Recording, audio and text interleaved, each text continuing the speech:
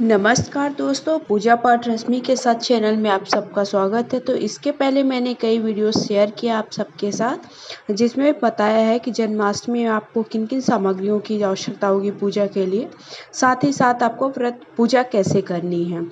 तो अगर वो वीडियो आप सबने नहीं देखा तो मैं डिस्क्रिप्शन बॉक्स पर डाल दूँगी, वहाँ पर आ जाकर आप वीडियोज़ ज़रूर देख लीजिएगा। अभी मैं आप सबके लिए जन्माष्टमी की व्रत कथा लेकर आई हूँ। भाद्रपद माह के कृष्ण पक्ष की अष्टमी तिथि को भगवान श्री कृष्ण का जन्म हुआ था। इस मौके पर जन्माष्टमी के तौर पर लोग मनाते हैं। मध्य का रात्रि में कन्हैया का श्रृंगार किया जाता है, उन्हें भोग और पूजा आराधना किया जाता है। तो अब मैं व्रत कथा आप सबको बताने वाली हूँ।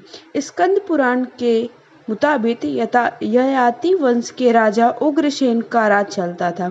उग्रसेन का सबसे बड़ा पुत्र कंस था, जिसकी चचेरी बहन देवकी थी। कंस अपने ही पिता को जेल में डालकर स्वयं राज करने लगा।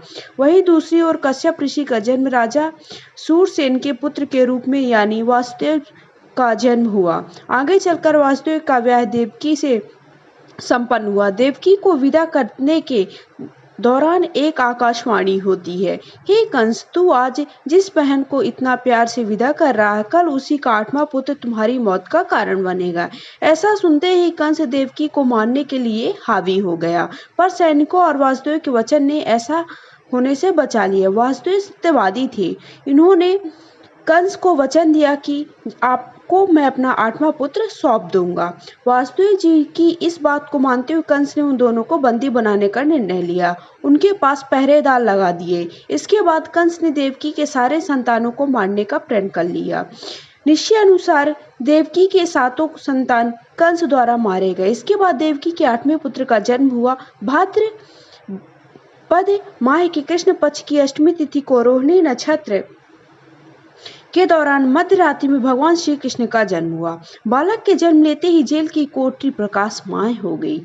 साथ ही आकाशवाणी सुनाई दी कि तुम बालक को गोकुल में रह रहे नंद बाबा के यहाँ छोड़ आओ। वहाँ एक कन्या का जन्म हुआ, उसे तुम यहाँ ले आओ। ऐसा सुनते ही वासुदेव की हथकड़ियां खुल गई। वो तुरंत एक टोकरी में श्री कृष्ण को रखकर इसे माथे पर लादे गोकुल की ओर निकल पड़े।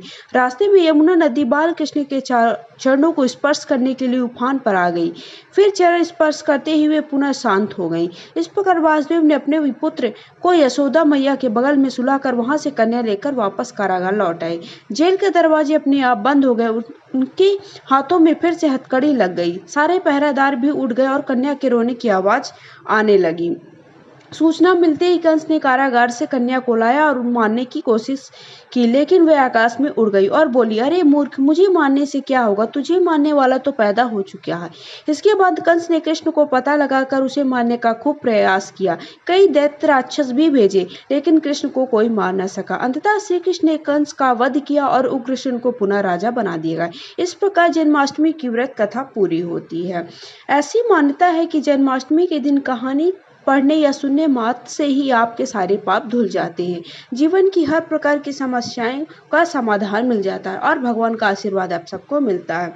तो इस तरह से मैंने आप सबके सामने व्रत कथा संपन्न की है।